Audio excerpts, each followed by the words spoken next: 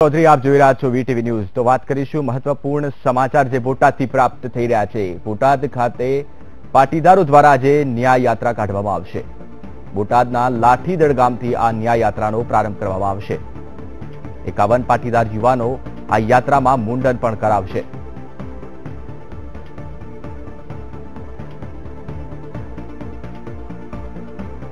બોટાદમાં આજે પાટીદારો દ્વારા ન્યાય યાત્રાનું આયોજન કરવામાં આવ્યું છે। આ યાત્રામાં हार्दिक पटेल सहित 51 पाटीदार युवानो मुंडन करावशे। यात्रानो प्रारंभ बोटादना लाठीदळ गामथी करवामां आवशे। लाठीदळ गामे पाटीदारो द्वारा स्नेह मिलननुं पण आयोजन करवामां आव्युं छे। ज्यां पासना कन्वीनर हार्दिक पटेल सहित धारीना धारासभ्य नलिन कोटड़िया पण हाजर रहेशे। राज्यमां पाटीदार आंदोलन फरीथी वेगवंतुं बने ते हेतुथी पाटीदारो द्वारा आजे आ न्याय यात्रानुं आयोजन करवामां आव्युं छे। लाठीदळथी निकळेली न्याय यात्रा कारियाणी थई अने गढડાના ઉગામેડી જશે।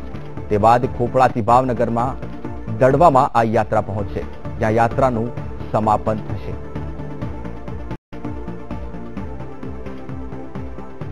તો આપને જણાવી દઈએ કે બોટાદના લાઠીદળ ગામેથી પાટીદારો દ્વારા ન્યાય યાત્રા કાઢવામાં આવશે। યાત્રાની અંદર 51 પાટીદાર યુવકો હાર્દિક પટેલ સહિત મુંડન કરશે। તો ફરી એકવાર आंदोलन ने वेगवंतु बनावा माटे आ यात्रानी शरूआत करवामां आवी छे बोटादना लाठीदळ गामथी।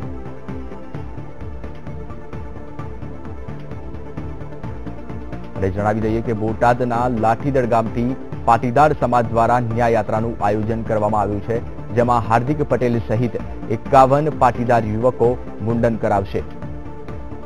સાથે સાથે આ યાત્રામાં ધારીના ધારાસભ્ય નલિન કોટડિયા પણ ઉપસ્થિત રહેશે।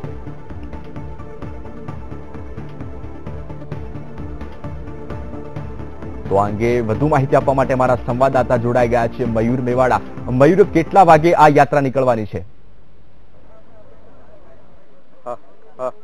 કપડા ના પહેરાવ એવું લાગે।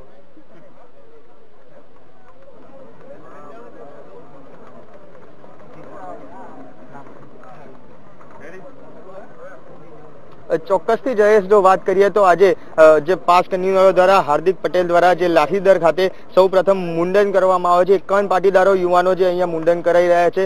અત્યારે તમે દ્રશ્યોમાં બી દેખો છો કે જે હાર્દિક પટેલના તમામ પાસ કન્વીનરો છે જે અત્યારે મુંડન કરી રહ્યા છે। આ મુંડન કર્યા બાદ જે અહીંયાથી એક ન્યાય યાત્રા શરૂ કરવામાં આવશે, જે ભાવનગર સુધી લઈ જવામાં આવશે। ભાવનગર ખાતે આ જે ન્યાય યાત્રાનું છે તે સમાપન કરવામાં આવશે। આપણી જોડે હાર્દિક પટેલ જોડાયા છે, આપણે તેમની જોડે સીધી વાત કરીશું। हार्दिक, खास आज आ मुंडन जो आयोजन करवामां आव्युं छे, त्यारबाद न्याय यात्रा भी काढवामां आवशे। खास उद्देश्य शुं छे?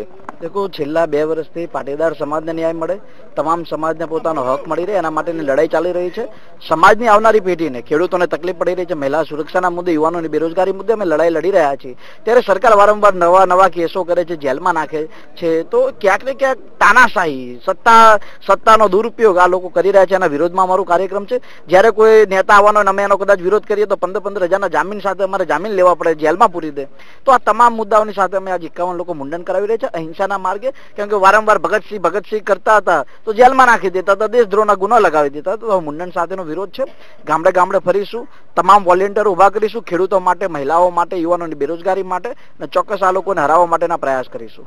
ખાસ જે ન્યાય યાત્રા કરવામાં આવશે, રોડ શો ટાઈપ આખી જે આ યાત્રા નીકાળવામાં આવશે, કેટલા લોકો યાત્રામાં જોડાશે, કેટલા કિલોમીટરની યાત્રા રહેશે અને આનું સમાપન કઈ જગ્યાએ કેટલા વાગે કરવામાં આવશે? देखो, અમારો ટાર્ગેટ એવો હતો કે ન્યાય યાત્રાની અંદર કોઈને જાણી જોઈને હેરાન પરેશાન કરવા નથી, એટલે 30 ગાડીનો જ અમે ઉપયોગ કરવાના છીએ, એટલે કાયદો વ્યવસ્થા પણ જળે, રોડ ઉપર કોઈ પણ જાતની કોઈ અવ્યવસ્થા ના આવે।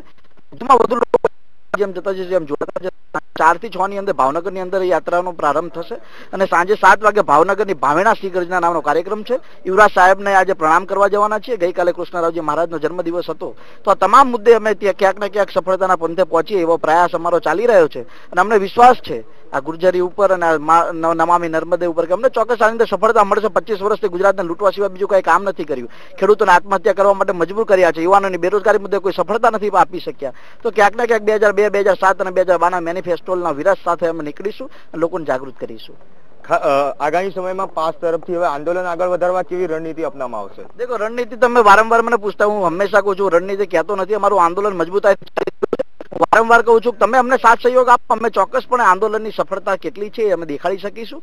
ગુર્જર સમાજને રાજસ્થાનની અંદર 5 જાતિઓને ઓબીસીમાં સમાવેશ કરવામાં આવ્યો, તો ગુજરાતની અંદર પાટીદાર સમાજને કેમ નહીં? જો ત્યાં ભાજપની સરકાર હશે, ગુજરાતની અંદર નવાઝ શરીફની સરકાર છે, ને મને તો એવું જ લાગે છે નવાઝ શરીફની સરકાર છે અહીંયા, કેમ કે છેલ્લા 2 વર્ષથી લોકો હક માંગી રહ્યા છે, છતાં પણ જો એને સફળતા ન આપી અને ન્યાય ન આપવો તો દુઃખની બાબત છે. બિલકુલ જયેશ, જે પ્રકારે હાર્દિકનું કહેવું છે કે જે મુંડન કર્યા બાદ આજે અહીંયાથી ન્યાય યાત્રા નીકળવામાં આવશે, ખાસ જે રીતે 25 વર્ષથી જે તાનાશાહીની સરકાર ચાલી રહી છે તેની સામે હવે જે ખેડૂતો છે તે લોકોને ન્યાય મળી રહે, જે 2 વર્ષથી જે પાટીદારો જે પોતાને આંદોલન કરી રહ્યા છે, પોતાને અનામત મળે તેના માટે તે બાબતમાં બી સરકાર કંઈ નથી કરી રહી, ત્યારે આજે આ ન્યાય યાત્રા જે શાંતિપૂર્ણ નીકળવામાં આવશે, અહિંસાના માર્ગે આ ન્યાય યાત્રા નીકળવામાં આવશે. સાંજે ભાવનગર ખાતે આનું જે સમાપન કરવામાં આવશે ને આગામી સમયમાં હજી જે આ આંદોલન છે વધુ ઝડપી વેગે આગળ વધે તેવા પ્રયાસો હાર્દિક પટેલ દ્વારા હાલ કરવામાં આવી રહ્યા છે. બિલકુલ મયુર, માહિતી આપવા બદલ આપનો ખૂબ ખૂબ આભાર. તો જે રીતે આપણે જોયું કે બોટાદમાં પાટીદાર સમાજ દ્વારા ન્યાય યાત્રા કાઢવામાં આવશે, જ્યાં પાટીદાર સમાજના 51 યુવકોએ હાર્દિક પટેલ સહિત તમામ લોકોએ મુંડન કરાવ્યું છે અને ફરી એકવાર આંદોલનને વેગવંતુ બનાવવા માટે આ ન્યાય યાત્રાનું આયોજન કરવામાં આવ્યું છે.